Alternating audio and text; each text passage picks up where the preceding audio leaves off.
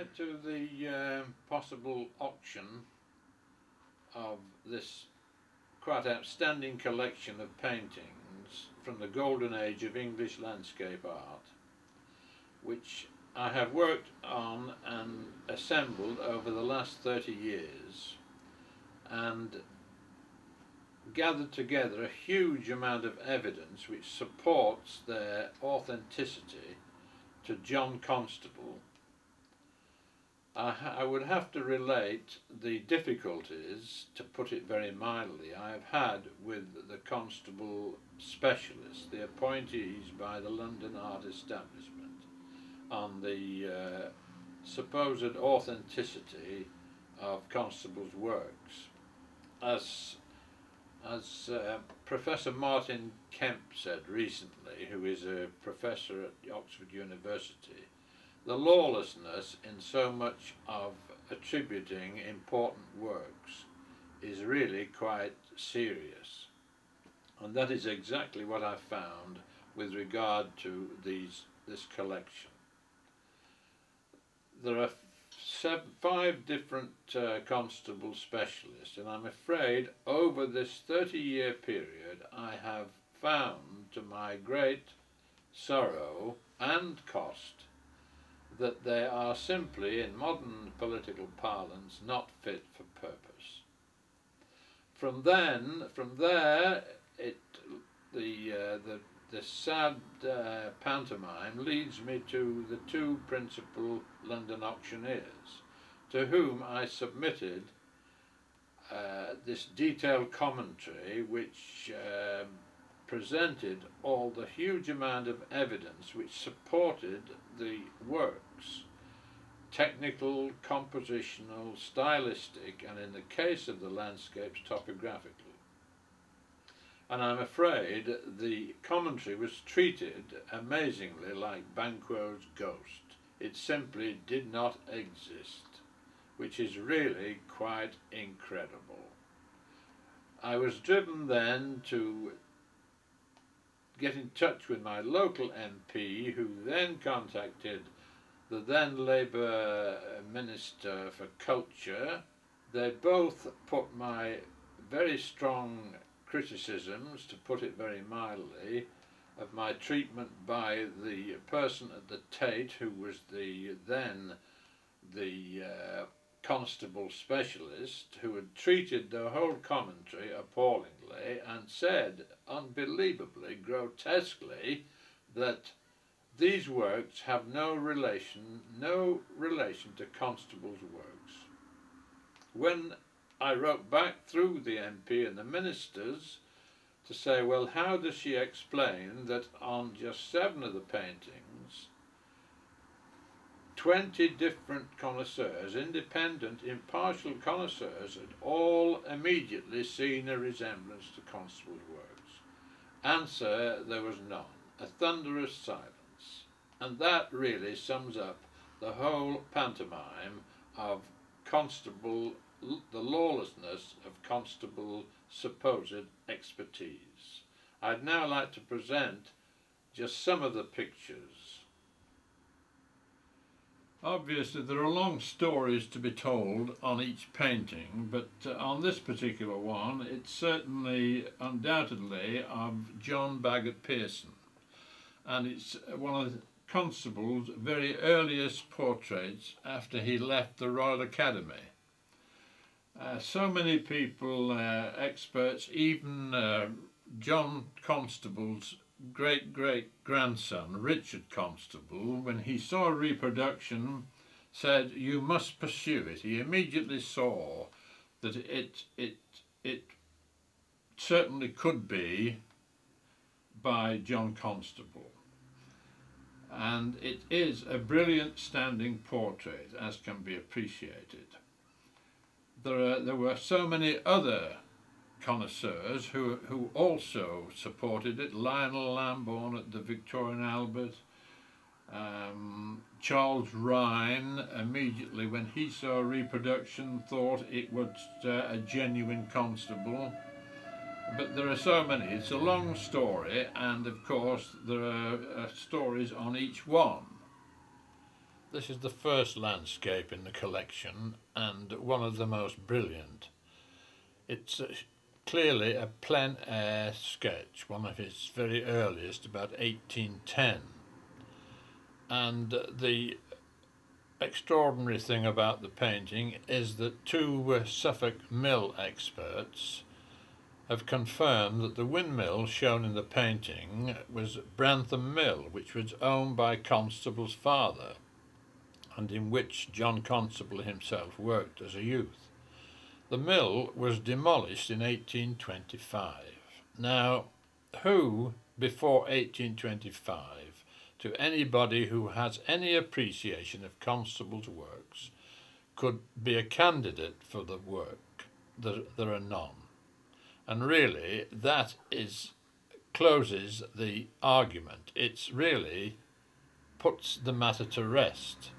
But, of course, the Constable specialists have closed their mind to that, as have the auctioneers. This is the second landscape, and quite amazingly, it's of the same Brantham Mill. Demolished, as I say, in 1825 and confirmed by a Suffolk mill expert as Brantham Mill. Years ago, I met a fine countryman in Suffolk who actually owned a post mill, which is what this represents. A post mill turns in the wind on a triangular or brick base. Now, this friend in Suffolk wrote to one of the Constable specialists who lived actually in Suffolk and sent a photograph to him. He wrote back and said that he thought it was by an imitator, even though the expert, in inverted commas once more, said that he agreed that it was Brantham Mill. And yet the man did not know or appreciate that the mill was demolished in 1825. How possibly could it have been by an imitator? My friend wrote back, and of course there was no reply.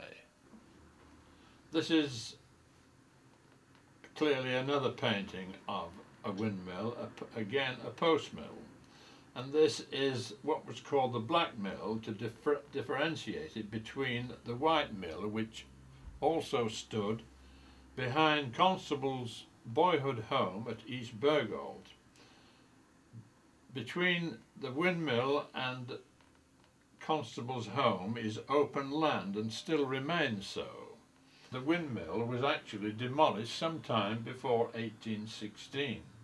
Again, the question has got to be asked, who then could have possibly be a candidate before 1816?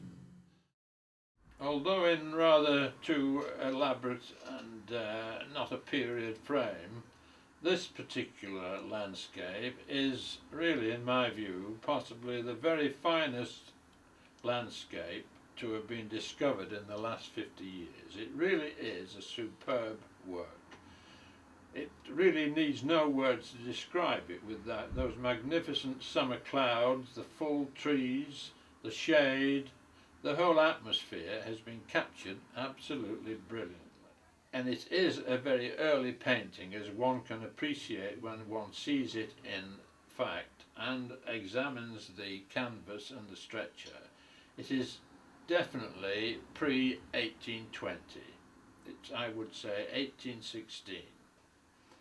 And after no less than 5 visits, because I was so convinced the scene had to be in Constable country, I made 4 or 5 visits until finally I discovered the exact spot where it was painted, only 1.5 miles from Dedham, Langham Ford on St Edmund's Way.